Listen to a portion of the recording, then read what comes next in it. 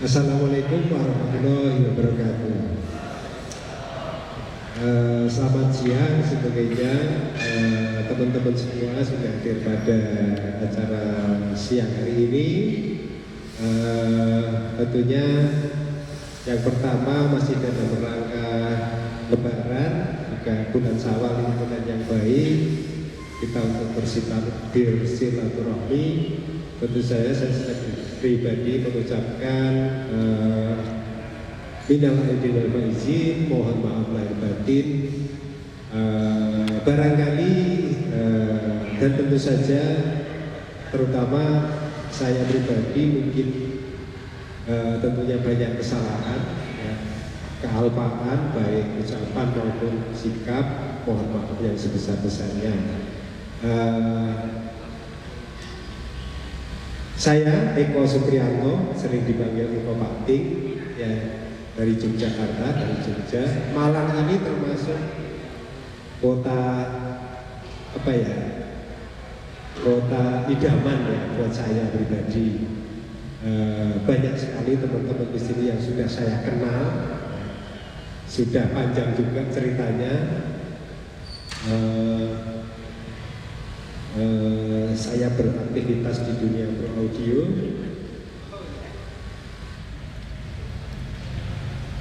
Banyak juga yang sudah tidak aktif barangkali, ya, beberapa sudah tidak saya lihat sudah tidak aktif di Malang ini di dunia beraudio. Cuma tetapi justru sekarang banyak yang baru, itu luar biasa. Bahkan dulu pernah saya ada konser di halaman ini, udah mungkin beberapa belasan tahun yang lalu mungkin ya. Itu luar biasa, dari katanya dulu tempat ini sepi gitu. Ini kita dukung tolong dipotong dikit Mas Burhan. Ada nada yang kurang enak di tempat saya apa kenapa ya? Coba dibikin lebih nyaman. Nada itu berapa? Frekuensinya berapa? Ada yang tahu nggak? Itu nggak enak tuh. Tolong dipotong Mas Burhan. Bisa nggak Mas Burhan? Ada yang ide? Nada berapa ini yang terlalu nggak enak ini? Terlalu menonjol. Ya sekitar itu Mas. Biar lebih enteng aja. Karena ruangannya mungkin kosong di situ, jadi pantulannya banyak. Gak apa-apa. Oke, saya lanjutkan. Ini lebih baik. Baik, tentu saja banyak sekali teman-teman muda di Malang ini yang mungkin saya belum begitu mengenal. Tapi kalau beliau-beliau yang sudah sepuh-sepuh, yang sudah senior ini sudah akrab. Saya datang ke Malang, beliau-beliau juga ke Jogja, itu seringkali ketemu. Luar biasa memang, kota Malang ini dinamis sekali, ya. Salah satunya kalau yang tadi juga beliau hadir namanya Pak Bagio, itu juga salah satu mentor di kota Malang, bahkan secara di nasional gitu ya, sudah pasti salah satunya beliau menjadi influencer lah ya. Juga ada beberapa tokoh-tokoh sebelumnya kayak Mas Habib ya, dulu ada Himalaya lali no, Cak Gun, ya, Cak Gun itu juga lama saya mengenal beliau. Oke, hari ini kebetulan saya diundang Mas Ipang dan Mas Amir itu terlibat di dalam acara hari ini bersama. Nanti ada Mas Arif, kebetulan Mas Arif juga sudah hadir, ada Mas Nabil juga. Kebetulan beberapa tahun terakhir ini saya cukup aktif di dalam workshop, apalagi kemarin setelah saya bersama diajak Pak Inyo dari Bandung itu mendirikan sekolah, mendirikan kampus Enter Audio House di Bandung, ya, itu bersama Pak Inyo, ada Mas Inu, ada Pak David juga, Pak David Klein juga terlibat. Itu 2018, ya, sudah aktif. Puji syukur sampai hari ini sudah sampai ke angkatan keempat, ke batch 4 yang masih aktif. Kemudian yang batch 1 dan batch 2 udah wisuda kemarin, yang batch 2, batch 1 sudah wisuda tahun sebelumnya. Ya kemarin COVID memang sempat kita rehat, tapi kemarin kita sudah mulai lagi. Nah, ini sedikit promo saja, tetapi aktivitas saya cukup intens di situ, cukup intens karena itu formal, ya, jadi formal. Itu kita ke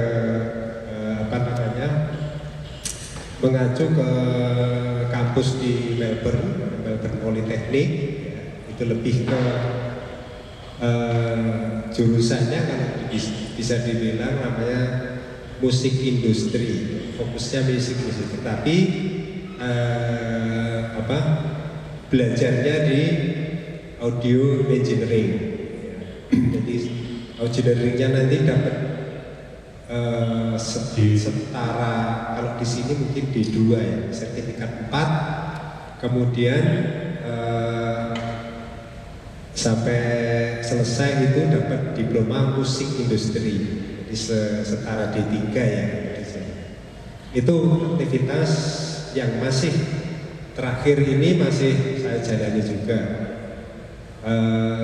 Beberapa waktu sebelumnya mungkin saya lebih ke lokal ya, di Jogja dan sekitarnya gitu, bikin workshop yang di lingkungan kota saya saja.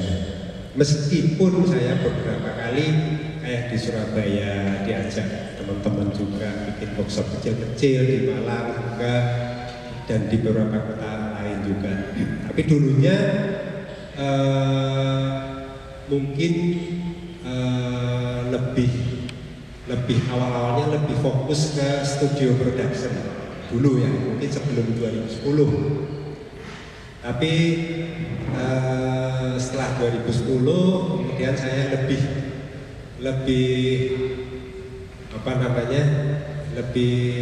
fokus lah, lebih orientasinya lebih ke live production ya, meskipun di live production sudah dilakukan lama sebelumnya.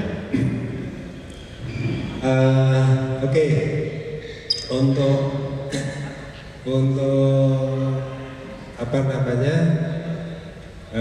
supaya saya bisa mengenal teman-teman juga gitu, coba mungkin bisa untuk yang area Malang saja sih, boleh tunjuk tangan yang asalnya dari Malang.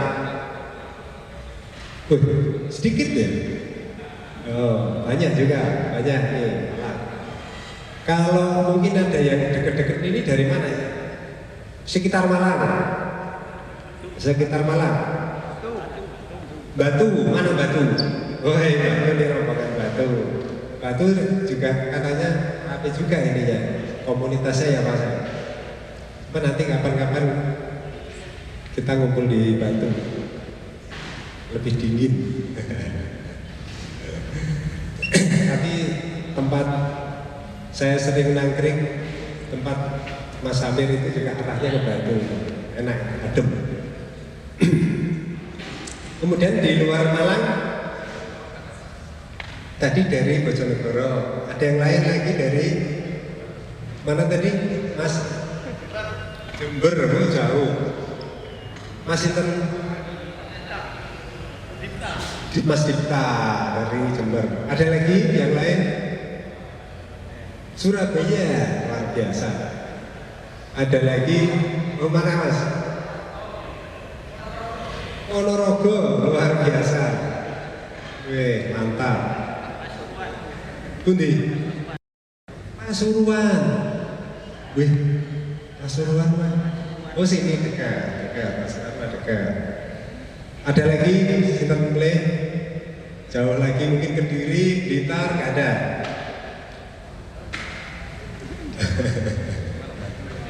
Oke, baik, oke. Mungkin kita terlambat, caranya tidak apa-apa. Mungkin teman-teman yang lain juga masih dalam perjalanan. Kita tunggu. Oke teman-teman, mungkin bisa saya hari ini menyampaikan, mungkin kita nanti akan lebih bebas berdiskusinya, itu lebih santai aja gitu. Mungkin teman-teman ada juga pengen membahas apa itu boleh, nanti kita by checkpoint aja. Tetapi basicnya hari ini saya menyampaikan mengenai kelistrikan di dalam dunia profesional audio gitu, berkaitan dengan kelistrikan. Harapannya sih saya ada whiteboard gitu ya, tapi mungkin baru diusahakan. Mungkin bisa dimulai dengan PPT atau PowerPoint dari saya, Mas Ipan. Oke, ya kelistrikan di dunia audio. Mungkin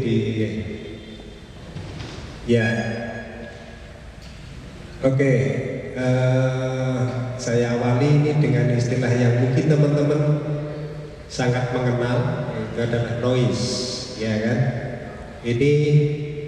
Ini fenomena yang luar biasa menurut saya, menjadi bagian yang sering kita hadapi. Apakah itu noise ini bisa luas interpretasi, definisinya dan seterusnya, itu bisa banyak sekali, bahkan bisa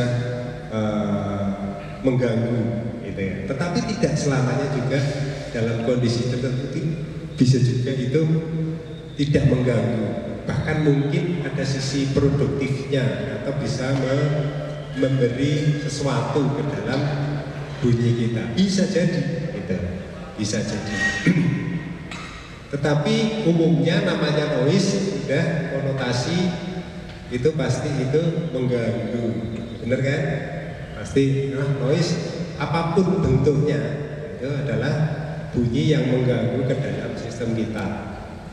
Bisa noise yang berupa dengung, humming, drumming, atau kalau di dalam ruangan ini ada noise juga, bisa disebut noise karena kejelasan bunyi saya ini menurut saya sudah bagus karena mungkin sepi.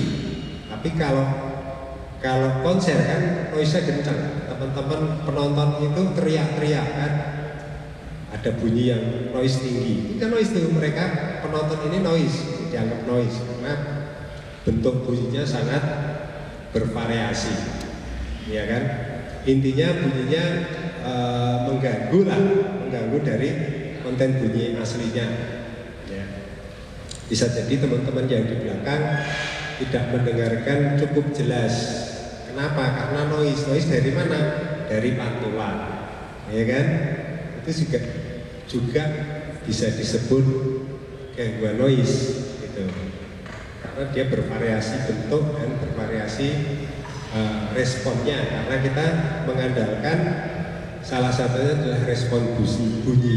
Meskipun yang paling utama di dalam speech adalah intelligibility atau kejelasan bunyi. Nah, makanya tadi saya rodo-rodo protes, ini kok bunyinya ada dengung-dengung nggak enak sih, gitu. Itu sudah mengganggu karena suara